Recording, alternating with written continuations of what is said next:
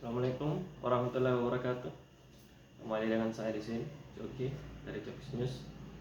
Saya ingin sedikit bertanya soal penguburan pasien COVID yang meninggal dunia. Kualifikasi pasien kan ada positif, ada PDP.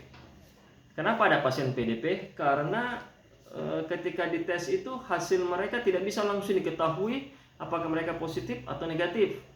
Jadi butuh beberapa hari, butuh sampai kadang mungkin 4 hari atau sampai seminggu baru mereka bisa ditahu adalah mereka ini adalah positif atau negatif. Sedangkan jika mereka dalam status PDP, maka orang tersebut akan dikubur secara protap COVID dan di plastik. Pertanyaan saya, kenapa sampai ada status PDP? Berarti kalau orang sakit lalu dites pada hari itu, kemudian statusnya belum bisa keluar apakah dia positif atau negatif, artinya PDP, berarti pemerintah tidak sanggup menyediakan lab dan alat tes untuk langsung bisa mengetahui bahwa mereka ini adalah statusnya positif atau negatif. Coba kita contoh Kabupaten Sopeng. Sekarang mereka tes swab, dalam 3 jam bisa ketahuan itu adakah pasien itu positif atau negatif. Jangan-jangan kita cuma sakit flu biasa, kemudian tiba-tiba meninggal, langsung kita status PDP, langsung di plastik. Padahal kita tidak pasti itu positif atau negatif. Berarti dalam hal ini pemerintah tidak mampu. Pemerintah tidak mampu, tidak bisa untuk mengatasi ini status, menghilangkan status PDP. Jadi orang kadang mungkin tabrakan, tiba-tiba masuk rumah sakit, tiba-tiba langsung dites, meninggal, langsung statusnya PDP dikubur dalam plastik.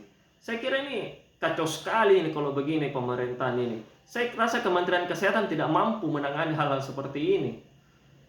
Bagaimana menurut kalian soal hal ini? Karena PDP ini banyak yang meninggal dan tetap dikubur dalam plastik.